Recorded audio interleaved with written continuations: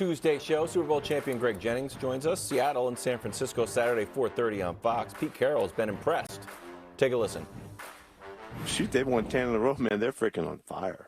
Purdy's done a great job coming in there. I go back to Kyle's done an incredible job with his QBs this season. That 10-game run is big time now. That's big time in this league, and you got to give them all the credit. They're as healthy maybe as they've been all year long. You know, it's a freaking juggernaut. Okay. Yeah. I mean, he's obviously right. Yeah. I mean, I don't know. I don't know how you could scoff at it. They have the defensive player of the year and the best defense in football. They have the best running back in football. Nobody even noticed, but Deebo Samuel came back a couple days ago from his injury.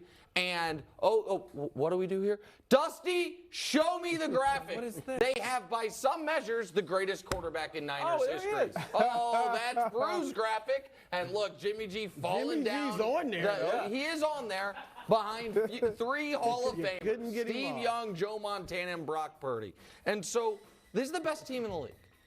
This is the best team in the league. This is the best team in the league. Yes. Wow. Now some of the committee members favor the Chiefs, so I'm not sure how the tiers are going to shake out tomorrow. But this is by any fair metric the best team in football, the hottest team in football, and the scariest team in football. What is their weakness? They also, by the way, right now are getting the best quarterback play they have gotten since Shanahan's been there.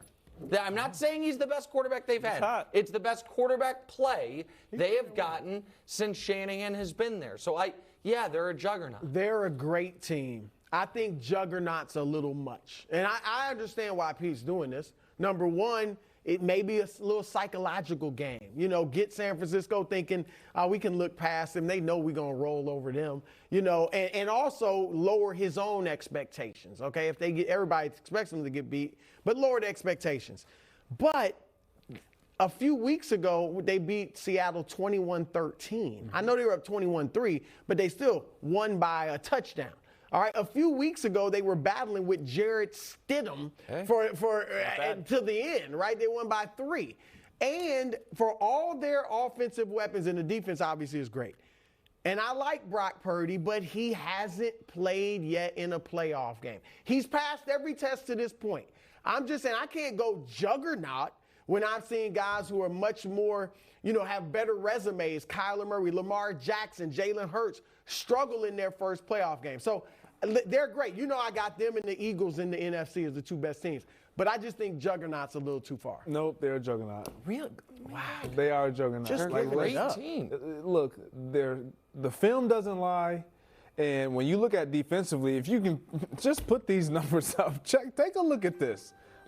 We know who their defense is. They're great but at look at this. First or second in everything. Any statistical category that you want, they're in it first. And the reason why I don't care about Brock Purdy, inexperience, no playoff experience, is because of that defense and because of the weapons he talked about. And he didn't even mention George Kittle. Who, by the way, has been unlocked since Brock Purdy. George Kittle had 12 touchdowns in his previous 3 years. This year and then the previous 2 years, he has seven since Purdy took over. 7. Jimmy G froze him out. I don't know. He wasn't wearing his T-shirts anymore. I'm they not sure were what boys. happened. But George Kittle's they back. are clicking on all cylinders, unlike the Dallas Cowboys, who your players at this point in the season has to be playing at their best. Every single one of their guys playing at their best, and you got a rookie quarterback that is being supported by all of the talent around. But here's the thing about the rookie quarterback, Wilds, that I think is really important, because I agree with Bruce's general point that young quarterback's first playoff game, what's it going to matter? My argument would be, even if Purdy is terrible in his first playoff game, they are 4-2 under Shanahan in the playoffs, right? Mm-hmm. Their average quarterback rating in those 6 games, is 75. They have never had a single good quarterback start in the postseason under Shanahan, and they're 4-2. So they, unlike the Ravens that were built around Lamar or the Cardinals who were built around Kyler, they have been shown they can win independent of a good quarterback game. I don't like it. What don't you like? No, I don't know. It just doesn't sit well with me. If I'm Pete Carroll, I'm sitting back and saying, you know what? Time for me to break out my rookie quarterback special defense. I got one. I think I just With what defense? I don't know, Greg. I'm just telling you. With what? If I'm Pete Carroll, I think I've got to think I can throw something at Brock Purdy that will work. I'm just not. The Cinderella story, undefeated Brock Purdy, I think will eventually end before the Super Bowl. Okay, well, I think it might end in the Super Bowl, but I don't. We have seen other guys. The only other, can we show the Brock Purdy first five starts? These are the other guys to do what he's done. And I am not putting him on their level. What I will say is, those guys that season went to the postseason and were excellent immediately. They were excellent. Now, Mahomes lost in the overtime of the AFC Championship game.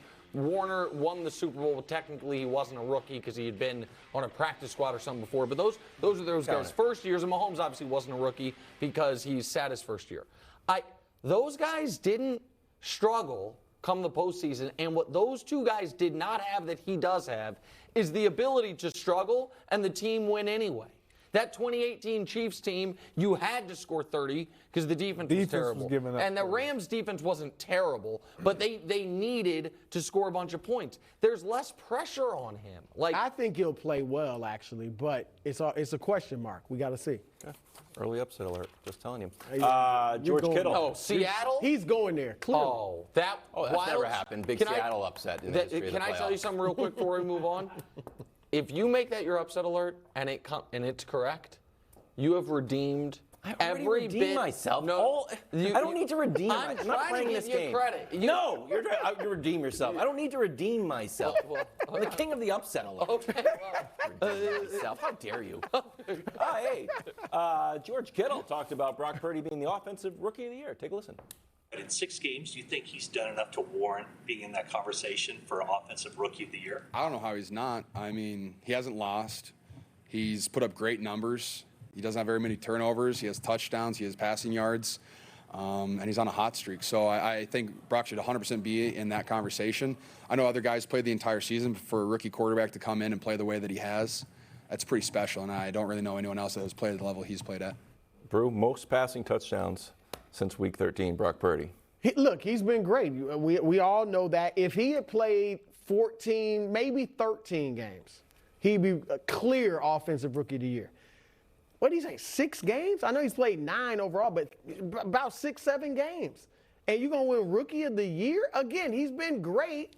But as you guys said, look at the supporting cast as well. He's been a role player. Even though he's a quarterback, he's been a role player. I got to go with Kenneth Walker of your Seattle Seahawks. Wow. They're your Seattle Seahawks now. Over 1,000 yards, 4.5 yards a carry, 9 touchdowns, and he's been more, I don't want to say more integral to the offense because obviously Purdy's a quarterback, but he's been huge for them because as good as Geno was, he's not a great quarterback. So Kenneth Walker's, he's the Offensive Rookie of the Year, mainly because he played the whole season essentially. Yeah, well, Brock Purdy, he deserves to be in the conversation. With only having started 5 games, he deserves to be in the conversation. Can he win it? Absolutely not. You can't do it. Okay. Can't do it. So go ahead. Sorry.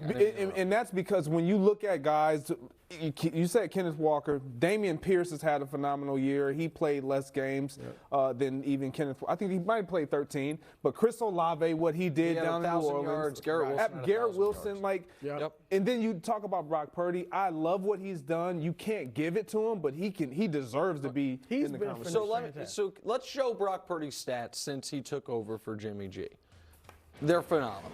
There's no way around it. They're phenomenal. Here is the distinction that I'm going to draw, Wilds.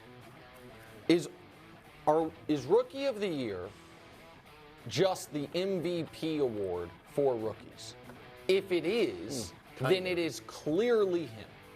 If it's different, if we are judging the Rookie of the Year by the same parameters with which we judge MVP, who has added the most value? The Niners, we all think could be in the Super Bowl. We all think could win the Super Bowl. They were on their last quarterback. Their backup now is Josh Johnson, right? We are without Purdy. You would never vote a guy that played 6 games as the MVP. No matter what. Could Zion in the NBA? Could Zion win Rookie of the Year? His rookie year. Could he win rookie?